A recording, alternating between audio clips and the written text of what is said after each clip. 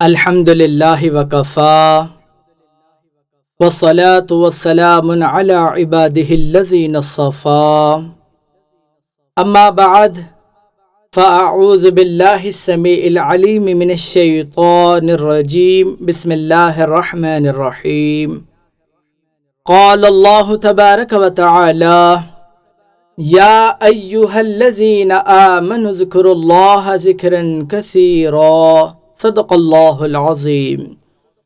عقیدت و محبت کے ساتھ نبی کریم رؤوف الرحیم صاحب خلق عظیم صلی اللہ علیہ وسلم کی بارگاہ میں درود پاک پڑھ لیجئے۔ اللہم صلی علی محمد وعلی آل محمد وبارک وسلم۔ اللہ عز و جل نے قرآن کریم میں ارشاد فرمایا، سورۃ الاحزاب آیت نمبر 41۔ اللہ عز و جل نے ارشاد فرمایا، یا ایہا الذین آمنوا، اے ایمان والو، اذکروا اللہ، اللہ عز و جل کا ذکر کرو، ذکراً کثیرا، کثرت کے ساتھ۔ اس آیت مبارکہ میں اللہ عز و جل نے ایمان والوں کو مخاطب کرتے ہوئے انہیں حکم دیا، اے ایمان والو، اللہ عز و جل کا ذکر کرو کثرت کے ساتھ، اللہ عز و جل کو یاد کرو کثرت کے ساتھ۔ دیکھیں، ایمان والوں کی یہ نشانی ہے کہ وہ اللہ عز و جل کا ذکر کثرت کے ساتھ کرتے ہیں، لیکن منافقین اللہ عز و جل کا ذکر کثرت کے ساتھ نہیں کرتے۔ منافقین کے بارے میں اللہ عز و جل نے قرآن کریم میں ارشاد فرمایا، وَلَا يَذْكُرُونَ اللَّهَ إِلَّا قَلِيلًا، اور وہ اللہ عز و جل کا ذکر نہیں کرتے مگر کم۔ منافقین بہت کم اللہ عز و جل کو یاد کرتے ہیں، لیکن مومنین کثرت کے ساتھ اللہ عز و جل کا ذکر کرتے ہیں۔ اور جو لوگ کثرت کے ساتھ اللہ عز و جل کا ذکر کرتے ہیں، ان کی فضیلت کیا ہے؟ اللہ عز و جل نے ارشاد فرمایا، وَالذَّاكِرِينَ اللَّهَ كَثِيرًا وَالذَّاكِرَاتِ، اور کثرت کے ساتھ اللہ عز و جل کا ذکر کرنے والے مردوں کے لیے، اور کثرت کے ساتھ اللہ عز و جل کا ذکر کرنے والی عورتوں کے لیے، اعد اللہ لہم مغفرۃ واجرا عظیما، اللہ عز و جل نے بخشش اور اجر عظیم تیار کر رکھا ہے۔ ہمیں بھی چاہیے کہ ہم اللہ عز و جل کا ذکر کثرت کے ساتھ کرنے والے ہو جائیں۔ اللہ عز و جل کا ذکر ہے کیا؟ سب سے پہلے ہمیں یہ معلوم کرنا ہوگا۔ اللہ عز و جل کا ذکر قرآن ہے۔ اللہ عز و جل نے ارشاد فرمایا، اِنَّا نَحْنُ نَزَّلْنَا الذِّكْرَ وَإِنَّا لَهُ لَحَافِظُونَ، بے شک ہم نے اور ہم ہی نے اس ذکر کو نازل کیا، اور ہم ہی اس ذکر کی حفاظت کرنے والے ہیں۔ یہاں ذکر سے مراد قرآن ہے۔ اگر چاہتے ہو کہ اللہ عز و جل کا ذکر کثرت کے ساتھ کرو تو قرآن کو کثرت کے ساتھ تلاوت کرو۔ دوسرا، نماز اللہ عز و جل کا ذکر ہے۔ اللہ عز و جل نے ارشاد فرمایا، وَأَقِمِ الصَّلَاةَ لِذِكْرِي، اور میرے ذکر کے لیے، میری یاد کے لیے نماز قائم کر۔ اگر چاہتے ہو کہ اللہ عز و جل کا ذکر کثرت کے ساتھ کرو تو نماز کی پابندی کرو، فرض نماز کا اہتمام کرو، فرض نماز کو لازمی ادا کرو، پھر اس کے بعد نوافل کی کثرت کرو۔ نوافل کی کثرت کر کے اللہ عز و جل کا کثرت کے ساتھ ذکر کرنے والوں میں شامل ہو جاؤ۔ نوافل کی کثرت کرنے والوں کی شان کیا ہے؟ نبی کریم صلی اللہ علیہ وسلم نے ارشاد فرمایا کہ اللہ عز و جل ارشاد فرماتا ہے، میں اپنے بندے کے گمان کے مطابق ہوتا ہوں، اگر وہ میرا ذکر کرے تو میں اس کے ساتھ ہوتا ہوں۔ جب بندہ اللہ عز و جل کا ذکر کرتا ہے، اللہ عز و جل کو یاد کرتا ہے، تو اسے اللہ عز و جل کی خاص معیت حاصل ہو جاتی ہے۔ آگے ارشاد فرمایا، اگر بندہ اپنے دل میں میرا ذکر کرے تو میں بھی اپنے دل میں اس کا ذکر کرتا ہوں۔ اگر وہ اپنی جماعت میں میرا ذکر کرے تو میں اس کی جماعت سے بہتر جماعت یعنی فرشتوں کی جماعت میں اس کا ذکر کرتا ہوں۔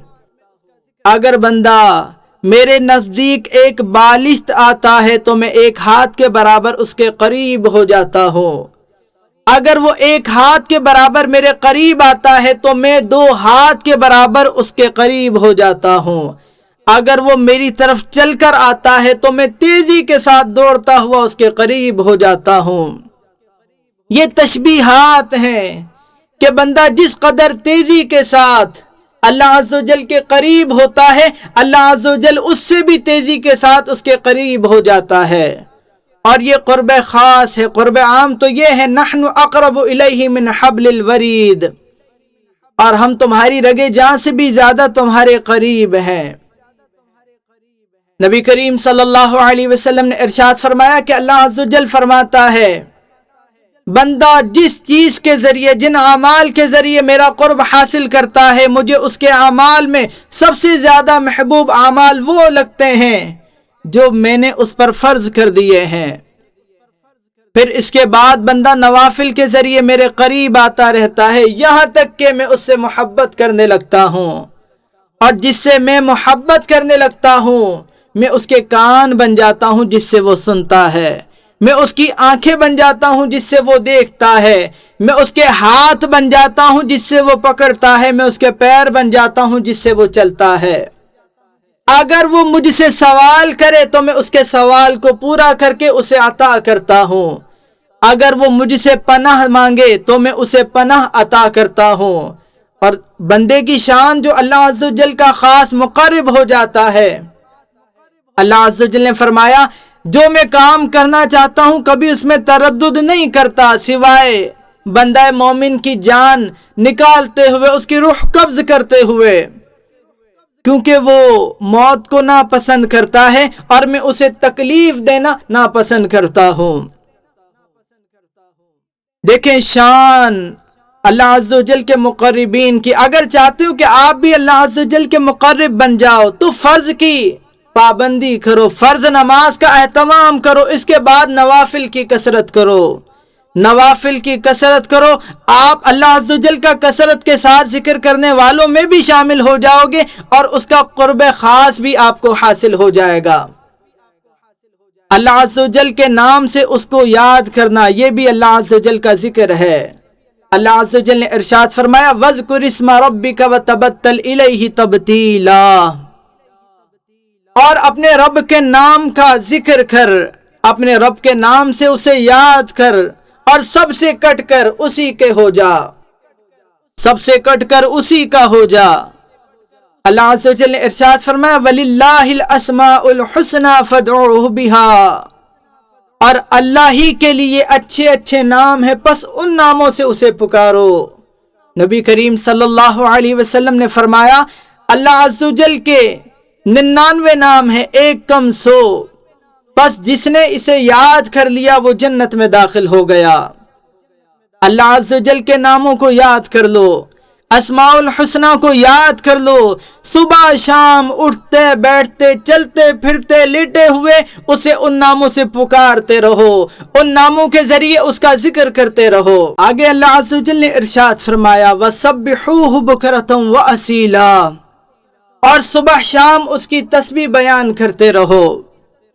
اللہ عز و جل نے ایمان والوں کو دوسرا حکم دیا کہ صبح شام اس کی تسبیح بیان کرتے رہو، اس کی پاکیزگی بیان کرتے رہو۔ اب ہم کس طرح صبح شام اللہ عز و جل کی تسبیح کریں، اس کا طریقہ ہمیں نبی کریم صلی اللہ علیہ وسلم نے بیان فرما دیا ہے۔ 3 حدیث مبارکہ میں آپ کے سامنے پیش کر رہا ہوں، اگر ہم اس پر عمل کریں گے تو ہم صبح شام اللہ عز و جل کی پاکیزگی بیان کرنے والے لوگوں میں شامل ہو جائیں گے۔ پہلی حدیث مبارکہ نبی کریم صلی اللہ علیہ وسلم نے ارشاد فرمایا جو شخص صبح فجر کی نماز کے بعد 100 مرتبہ سبحان اللہ کہتا ہے اور 100 مرتبہ لا الہ الا اللہ کہتا ہے، اس کے گناہ بخش دیے جاتے ہیں، خواہ وہ گناہ سمندر کی جھاگ کے برابر ہی کیوں نہ ہوں۔ دوسری حدیث مبارکہ نبی کریم صلی اللہ علیہ وسلم نے ارشاد فرمایا جو شخص ہر نماز کے بعد 33 مرتبہ سبحان اللہ کہتا ہے، 33 مرتبہ الحمدللہ کہتا ہے، 33 مرتبہ اللہ اکبر کہتا ہے، یہ 99 ہو گئے، اور 100 پورے کرنے کے لیے 1 مرتبہ لا الہ الا اللہ وحدہ لا شریک لہ لہ الملک وہو علی کل شیء قدیر کہتا ہے تو اس کے گناہ بخش دیے جاتے ہیں، خواہ وہ گناہ سمندر کی جھاگ کے برابر ہی کیوں نہ ہو۔ تیسری حدیث مبارکہ، نبی کریم صلی اللہ علیہ وسلم نے ارشاد فرمایا، جو شخص دن میں 100 مرتبہ سبحان اللہ و بحمدہ کہتا ہے، اس کے گناہ بخش دیے جاتے ہیں، خواہ وہ گناہ سمندر کی جھاگ کے برابر ہی کیوں نہ ہو۔ دیکھیں، اگر ہم ان 3 حدیثوں پر عمل کر لیں تو ہم صبح شام اللہ عز و جل کی تسبیح بیان کرنے والے لوگوں میں شامل ہو جائیں گے۔ اور جو شخص کہتا رہتا ہے اللہ عز و جل پاک ہے، اللہ پاک ہے، اللہ پاک ہے، تو اللہ عز و جل اپنی فضل اور کرم سے اسے بھی گناہوں سے پاک و صاف کر دیتا ہے۔ آگے اللہ عز و جل نے ارشاد فرمایا، هو الذی یصلی علیکم وملائکتہ، اور وہی ہے جو تم پر درود بھیجتا ہے اور اس کے فرشتے بھی تم پر درود بھیجتے ہیں، کس لیے؟ لیخرجکم من الظلمات الی النور، تاکہ وہ تمہیں ظلمت سے نکال کر نور کی طرف لے آئیں، تاکہ وہ تمہیں اندھیرے سے نکال کر روشنی کی طرف لے آئیں۔ وَكَانَ بِالْمُؤْمِنِينَ رَحِيمًا، اور وہ مومنین پر بڑا ہی مہربان ہے۔ تَحِيَّتُهُمْ يَوْمَ يَلْقَوْنَهُ سَلام، اور جس دن مومن اپنے رب سے ملاقات کریں گے تو ان کا استقبال سلام سے کیا جائے گا۔ وَأَعَدَّ لَهُمْ أَجْرًا كَرِيمًا، اور ان کے لیے اللہ عز و جل نے کریمانہ اجر، باعزت اجر تیار کر رکھا ہے۔